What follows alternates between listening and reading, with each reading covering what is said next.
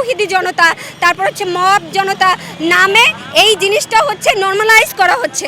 আমরা দেখেছি যে জুলাইয়ের পরপরই যেই মব ভায়োলেন্সটা হয়েছে জনগণের উপরে, তারপর প্রতিষ্ঠানগুলোর উপরে, এটা কিন্তু যে কোনো একটা আমাদেরকে আমরা বুঝতে পারছি যে কারা করছে, কিন্তু এটা শুধুমাত্র তৌহিদি জনতা, তারপর হচ্ছে মব জনতা নামে এই জিনিসটা হচ্ছে নর্মালাইজ করা হচ্ছে। আমরা জানি যে এটা কারা করছে এবং উগ্রবাদীদের, এই জঙ্গিদের বিশেষভাবে একটা কমিশন গঠন করে এই মব ভায়োলেন্স যেন না হয়, মাজারে যেন আর হামলা না হয়, বাংলাদেশে যেন এই যে ধর্ষণ হচ্ছে এই ধর্ষণের বিচার দেওয়া, নারী শিশু তাদের নিরাপত্তা দেওয়া। আপনারা জানেন যে চিকিৎসা ক্ষেত্র আমাদের কতটাই ভঙ্গুর, তার মধ্যে এই যে হামের শিশুরা মারা যাচ্ছে, এই হামের শিশুদের যেই মা বাবার আর্তনাদ, সেই আর্তনাদ কি সরকার পর্যন্ত পৌঁছাচ্ছে না?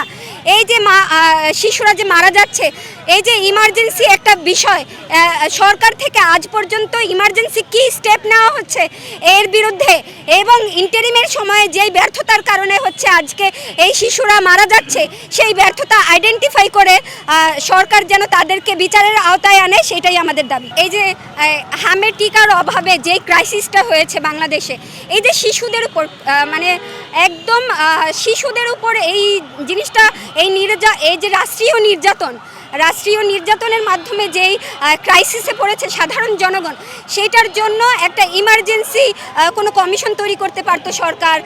এইটার জন্য হচ্ছে তারপর দেখা গেল যে শিশু মারা গেছে, কিন্তু হচ্ছে বাবা মা সেটার বিল পেমেন্ট করতে পারছে না।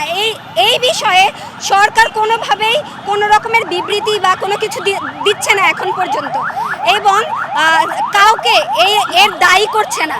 এইটার পিছনে কারো না কারো ব্যর্থতার ফলেই হচ্ছে এই শিশুগুলো মারা যাচ্ছে, এবং এই শিশুদেরকে মানে যথাযথ চিকিৎসার ব্যবস্থা করে দেওয়া এবং তাদেরকে যেন ফ্রি চিকিৎসা দেওয়া হয়, সেই ব্যবস্থাটা যেন সরকার থেকে পাওয়া যায়, তার দাবিতেও আজকে আমরা দাঁড়িয়েছি।